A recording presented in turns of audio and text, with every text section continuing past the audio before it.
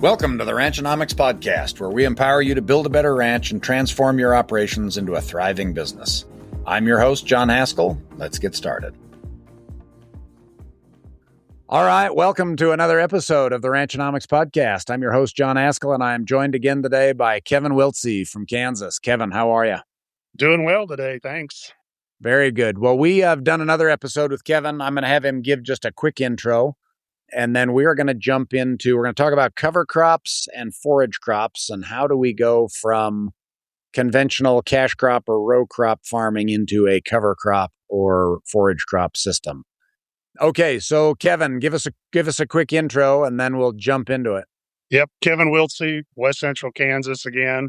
Yeah, 22 to 24 inch rainfall zone, semi-arid, 100% dryland production, farmland, and a native pasture perennial system. So yeah, we kind of do it all. So excellent. Fifth generation, recently awarded the Leopold Conservation Award, right? Right, 2025 Kansas Leopold recipient. Yeah, cool. All right, so you've got a lot of experience with cover crops and forage crops. And as you mentioned, your family has actually been doing that for quite a while, even before you were on the scene. Let's talk about how we see a lot of people right now in the cash crop and row crop business that are suffering terribly and have been really for 3 years now. Got a great boost out of the Ukraine war in the early 2020s, and then it's just been terrible really since then. You were motivated by primarily economic factors and drought, right, to sort of change over your system. How do people get started in this? How do they start to think about it? How do they look at options? How do they get help, et cetera? So that's there's a lot of moving parts to that, and I guess the decision for me, there's so many reasons to do it. Obviously, the economics, but then also looking back, we were doing this cash grain system, and it was, it just wasn't getting us where we wanted to go, and we could see down the road, and we were in financial trouble too. You could see this happening, and it was more a realization of, I don't want this to happen again. I want to design a system. I want to design a business that is more resilient to drought, that's more resilient to market swings. And we knew to do that, we wanted an integrated business with the capability, because we're in farming country here where we're at, this big range country. So we wanted more livestock on the land to be able to utilize our cropland with forages when economics, call for that type of system. So that's what we made that commitment to change our entire system, build this business to where we're at today. So part of it is that willingness to change. But specifically, when you start breaking this down, there's so many variables like landlord-tenant relations. This is a lot easier to do on land you own or land you cap on a share rent situation. The location of the land you farm, the infrastructure that's there, your willingness to maybe give up government payments and crop insurance, so there's some risk involved as well. Good. And I'd like to dive into each one of those just a little. When you talk about infrastructure, be a little more specific. What do you mean there? It's easy to put a hot wire around something, but it's a different story if you don't have water. Yeah, so correct. If you got to haul water 20 miles to a quarter section of land, this doesn't make sense. And so we, through the years, have given up a lot of land that's further away, and we've kind of just we traded land, and we're trying to integrate, build this land base closer to us to make this work easier. So. And in your part of Kansas, there is not just an abundance of surface water, right? No, we have zero surface water depending. Yeah, which is kind of remarkable to think about for some of us. Yeah, so we build a big water, underground pipeline system to water virtually everything. We still haul some water in the winter. So so infrastructure obviously is big, and landlord-tenant relations. Well, if you're share renting land, like around here, it's pretty common, 1/3 and 2/3. And you're going to put a cover crop on, and they're going to take a yield hit. Some of them understand it. If you pay them for it, some of them understand it, but some of them, all they care about is the yield. So right, because you can tell them all day long about how you reduced your input costs by $80 per acre, but that's not how they get paid. So, and you can pay them 1/3 of the grazing even or something, but sure, they still don't want that yield hit. So there's some of that. And then when you look at government payments and government payments, we'll just briefly talk on first, but if we're doing full season cover crops for grazing and then they have these bailout programs like they've had the last half a dozen years, Yep. well, guess what? You'd get zero on those acres. So I'm not complaining about that, but those are things that you have to consider. And your banker might have a role in that as well. So same thing with crop insurance. Some of the stuff we're doing, if we're hurting yields, some of these things aren't even insurable by crop insurance. Like if I we're, was going to say, how is your 7 species mix? How does that work when yeah, you're writing that policy, right? then when you get into companion cropping or interseeding corn, or if you're companion cropping wheat, they won't even cover stuff like that. So those are all real things that farmers and ranchers have to take into consideration, because quite honestly, the bankers might not let them do this to start with. But yeah, I mean, if you want to get started, find the easiest place to get started, and that's maybe following a cereal crop, like rye or triticale or wheat is probably the place to get started with cover crops. And then we've just progressed from there as far as, if the economics don't look good for a grain crop, then we will just forego the grain crop and plant forage, cover crop mixes or whatever you want to call it, and completely forego a grain crop for a year. Yeah, and talk about that in the context of a rotation, because we see a lot of people that are, sort of unwilling to change a given year because it's part of a 3-year rotation. So, they don't want to muck that up. So tell me a little more about how you think about that. Well, doing what we're doing today is hard. Like, if you're a wheat sorghum fallow, you know what that field's going to be for the next 50 years. Yep. Okay. I don't know what it's going to be in the next 6 months, quite Yep. honestly. So it is a lot. It takes a lot more management. I mean, I'm constantly looking at our grazing plan and trying to figure out what we're going to need. So yeah, it's hard. Yeah. Okay. And when you're saying hard, you mean it's a lot more management Exactly. complexity. Okay. The actual planting isn't necessarily harder. It just takes more thought, more thinking, more brain work. Yeah. And with all of these things, anytime you pull on one string, you pull on the whole thing, right? So if you are in a crop rotation system, there very well could be downstream impacts for the good or for the bad that you want to consider before you just dive in, right? Yep.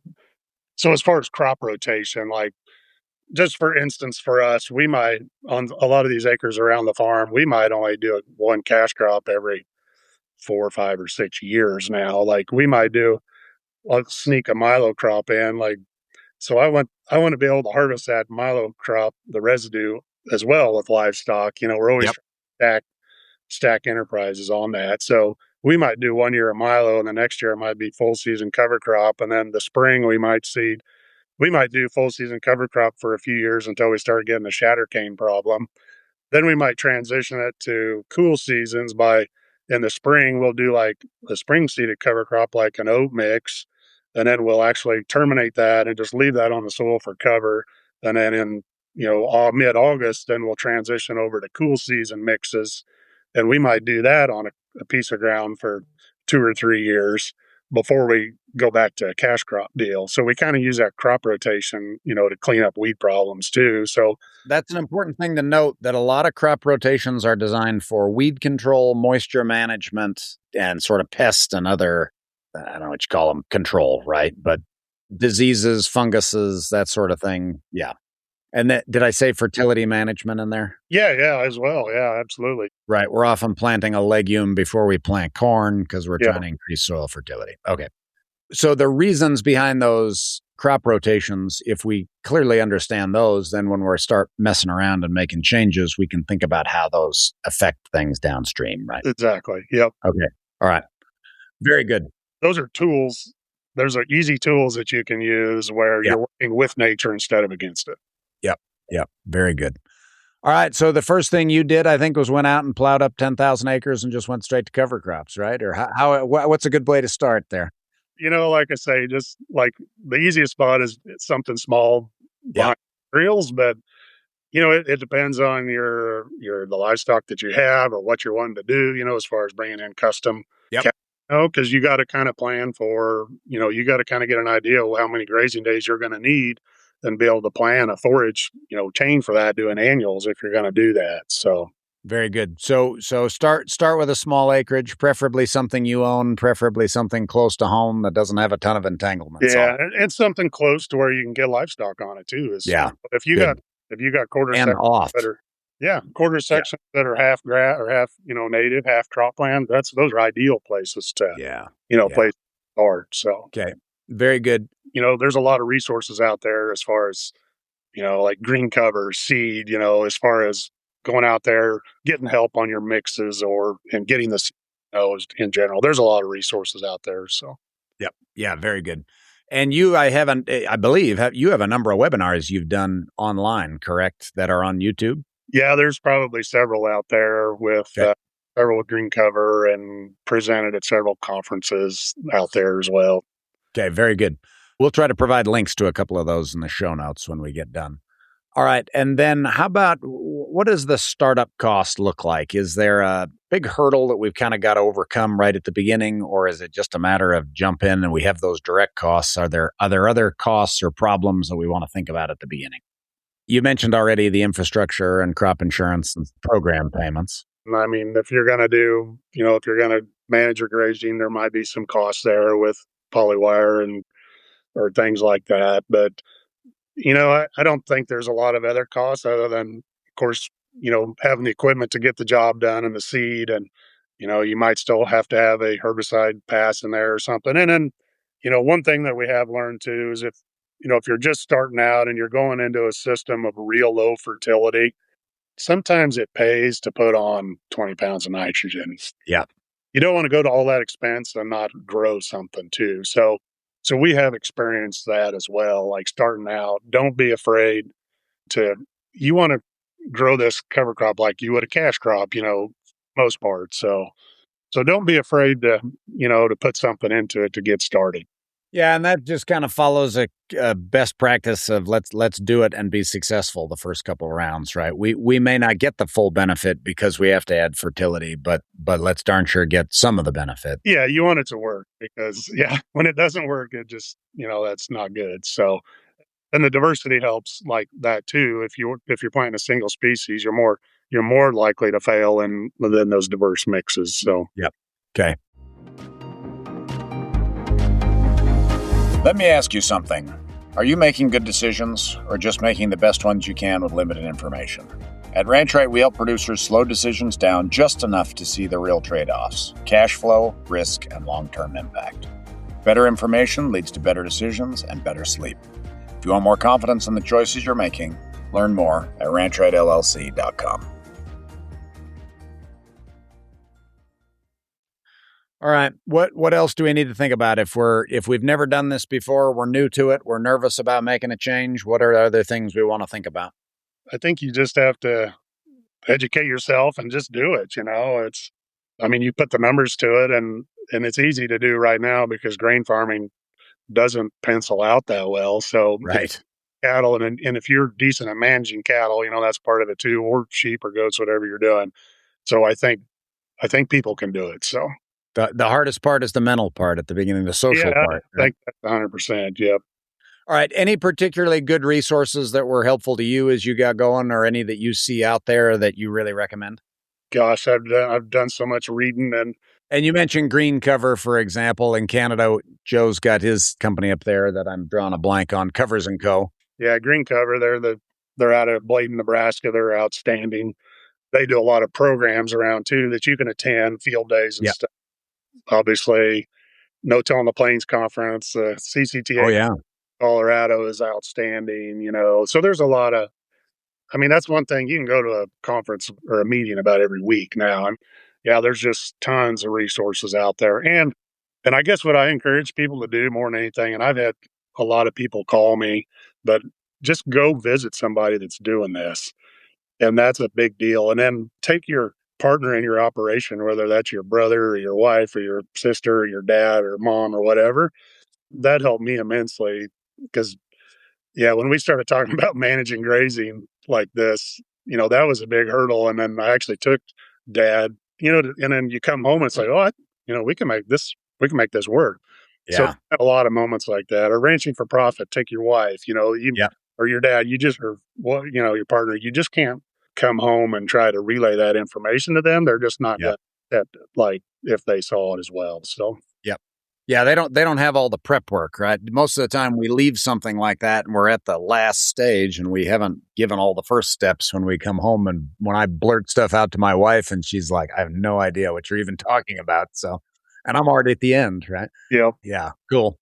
This is a kind of a funny one, but any big mistakes that things that looking back you think, man, I wish I had done that differently. Oh, yeah, I could probably write a book on that. So, That'd be a good book. yeah, The Patrick McManus Book of Farming. right. So if you're going to turn out pears into tall cover crop stuff, that's can be a mistake. Like, so yeah, there's so many things you just got to think about. Like, so we'll mow our corridors where we're going to put up our polywires initially, Yeah, yeah. and Right. I'll even mow the first paddock, like 2 acres, like Yeah. water is and where the mineral is, and that's where we're going in with the cattle because like those calves, they want like a base where they can see, so just common sense stuff like that you make Yeah. mistakes, and then once they get used to that system, then then they move along and they're fine. But just especially young calves, or you can run into trouble doing stuff like that. You can run into trouble like if you don't manage your grazing. If you just have a tall cover crop, you turn cattle out into it, you can ruin eyes with pink eye. Oh, Just yeah. damaging the eyes and causing pink eye. Oh yeah, there's a lot of mistakes I've made. Dusting in a cover crop is a big mistake. Like I won't plant a cover crop unless I know I've got a little moisture in the ground and I can get the stuff up, because that was in 2012 after wheat harvest. We thought we're just going to dust in this cover crop. When it rains, it'll come up. Well, it never rained. The stuff never came up. Plus, we ran the drills through there, chopped up all our residue. So the Right. winds come up, it blows away. So there's a lot of things like that I've learned. And Yeah. Good fun. That would be an interesting book if you'd ever sit down and put that together. I'll bet that'd be kind of fun to read. Probably pretty valuable. I like to learn those types of lessons if I yeah, can those are early. to learn. So Yeah. I guess one thing I will talk about is when we look at, like, if you talk about soil health principles and leaving the land covered and trying to have something growing 365 days a year, that's something we strive for. And in an annual system in semi-arid environments like ours, and the further south you go and west in the Great Plains, it's more brittle. And even in the western northern plains, these really brittle environments, I've just come to the conclusion, like, if you really want to follow all the soil health principles, that like perennials are probably the answer, because we can do perennial systems far cheaper than we can in the long run. Right, because you don't have the annual costs. Yeah, we don't have the Right. annual costs, and it's better for the land, it's better for the soil. Something's growing all the time. We have, like in June, we got 8-10 inches of rain. We had those systems in place, and it took advantage of that rainfall. Where in an annual system, you might not. So that's just something I'll throw out there that we've started looking at for the last 10 or 12 years. That Yeah. I think has some merit. So Yeah, and I've looked at this a number of times. There are places where annuals win, but there are a remarkable number where perennials win. And it's just like you're saying, it's that initial cost of if I can get all of my farming costs out and just go straight from sun to grass to cow, it's amazing how low cost that actually is, right? yeah, low cost. Yep, Now, often there is where depending on where you're at in the country, what your moisture is like, what your irrigation is like, boy, there is a productivity boost that can come from annuals, right? for sure. If I go down the road here to an irrigated pasture and I plant corn on it, or I plant, like an orchard grass clover mix on it, the total yield is pretty different. So, Yep. And the annuals give you, like, that's why we don't completely go to perennials too, because the annuals they give us a lot of flexibility, and then the high quality forages at the time of the year. yeah, you get out of some of that summer slump that you get with your cool seasons. And Yeah. yeah, very interesting. All right. And Kevin, you mentioned this in the last episode. I just want to highlight this as a motivator to anybody that might be thinking about it. In 2012, you guys were terming out your line of credit. Give us a little idea of what the economics have been like for you since you've made the change. Yeah. That's, like I say, in 2012, It's very similar to the time we have today. Like, Oh, 100%. Yeah. the drought, commodities tanked, inputs are high, machinery takes another jump higher, Yeah. capital were high. At that time too, 2014, was kind of a high. It's very similar to where we're at today. So at that time, we could see our balance sheet going backwards every year, not paying our operating note off, starting to roll that stuff over. Yeah. Burning equity to keep operations Exactly. alive. Yep. We got out of that, and we started, I don't know, just doing this system, reduced our expenses significantly. Alfalfa was a big part of that too. We had some alfalfa through those years, which yielded good, and the price was good. It helped us Yep. get out of position, Yep. quite honestly. And then, we've built this whole system we're in today to where we don't use a line of credit anymore. Don't have a line. We use a line of credit at the end of the year for tax purposes, but we don't have a line of credit anymore. And I don't want to go back there. Yeah. I My love it. goal was like, I'm not doing it again. Like, Yeah. Huge pressure taken off, right? When you don't have that big bill waiting for you at the end of the year as you're selling crops. Yep. Yep. Yep. So think about that. Producers, like, how can you design a system that, I'm not saying that what we've done is right, but it might be something totally different, but how can you get to that point? That's a huge burden off of you. So Yeah. Love it. Very good. Well, you're not the only one we've seen that happen with. And that's the interesting part is, you may not have done it right. Sure, there may be things you could do better, but your situation is it's not a unicorn. And I hate to say this to people that say, oh, that would never work here. But we've seen it work in quite a few places. And like I say, it's impressive every time that it does. But at this point, I've almost stopped being surprised by it because it's like, man, this works. Like, it really is an amazingly good approach. One last thing for our listeners and for other people that are farming, you mentioned something earlier that I want to highlight. Take the last couple of years, most people have been budgeting a net loss on their P&L that are farming, right? If you're in the cash crop farming business of almost any kind, you are generally looking at a loss at the beginning of the year. And that's when you are saying that's when you will pivot and go a different direction, right? You're not just going to say, well, we're going to take a beating this year and on we go. You're actually changing that year by year as you go, correct? correct. For sure on a percentage of the acres. Yep. So for instance, like a lot of times I'll plant 1 acre per cow of full season cover crops just for drought protection, just rest our natives and perennials. But the last several years, when you see those negative projections right out of the gate, Yep. that triggers me to, double that number or triple that number. And, and then that gives us opportunities then to bring in custom cattle too, as well. Good. Yep. The saddest thing I see is these guys that are in crop rotations and they see a loss coming and they just put their head down and bear into it kind of thing. Yeah. It's like, man, it would be sure nice to think about ways not to have to do that, because while that may work over a 10-year period, it's brutal in any given year. And I don't think it works that well over a 10-year period. No, and quite frankly, it's been working the last few years or whatever, but it's been bailouts and crop insurance. But who gets that money? It's not the farmer in the end. Right. The co-op and the fertilizer company, the chemical company, the seed company, they all their share, John Deere, whoever it is, and the farmer's left with break even. The banker's happy, and then we start and do it again. So until you change, nothing's going to change. So I love it. Well, Kevin, thank you so much for being willing to talk about this. Again, you've got a number of webinars that are available online. We will share those. Do you have a website or anything? No, we're working on that. Okay, awesome. Well, again, thank you for being willing to talk about this. Congratulations on your Leopold Award. That's a big deal. And really look forward to learning more from you as we go forward. Thanks, Kevin. Appreciate it, John. You bet.